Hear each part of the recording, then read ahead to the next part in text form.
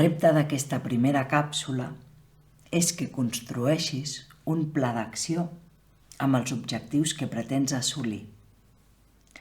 Sembla una obvietat, i no ho és, que a vegades no sabem què volem aconseguir i aleshores treballem sense poder veure els fruits. O ens basem en objectius molt abstractes, com per exemple facturar més. I tot allò que no concretem és molt difícil després portar-ho a la realitat. Per fer el pla d'acció utilitzarem l'estructura d'una estrella de 5 puntes. Agafa paper i llapis i dibuixa-la al centre del full. A la punta de dalt pensa: què és el que ja tinc, el que ja he aconseguit i vull mantenir?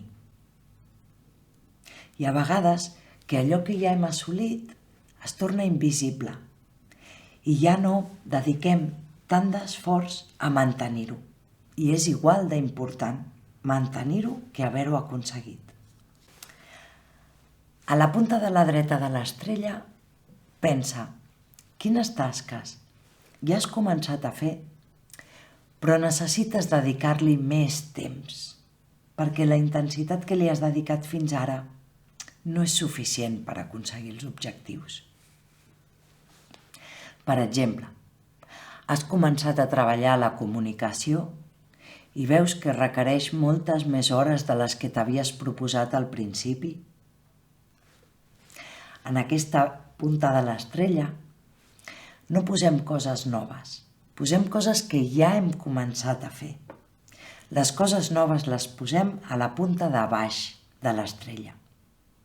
Aquelles coses que has d'incorporar, que no has fet mai abans i que, per tant, has de contemplar que et costarà molt identificar quant de temps necessiten, quina energia requereixen, si tens els coneixements suficients per dur-les a terme o necessitaràs ajuda externa.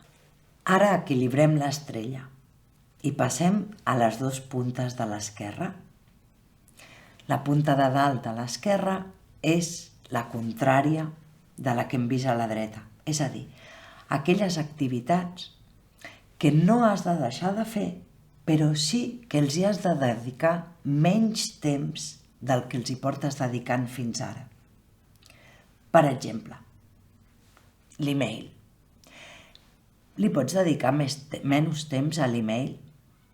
Pots identificar 3 moments del dia per repassar-lo i la resta el pots tenir tancat? O igual amb el WhatsApp. Pots silenciar les notificacions del WhatsApp durant tot el dia, excepte 3 moments clau?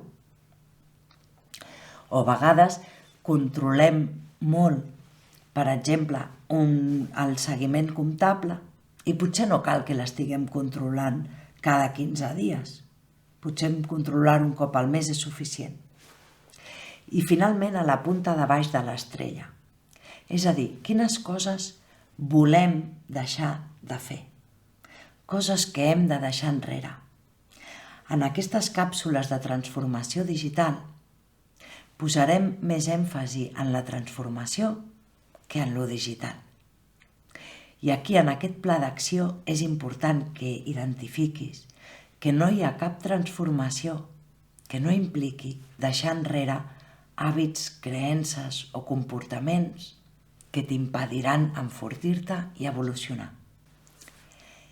I fins aquí la càpsula sobre el pla d'acció és l'estrella. Esperem que t'hagi ajudat a planificar cap a on vols anar, sigui en una setmana, en un mes, en un trimestre, en un any o en 5 anys.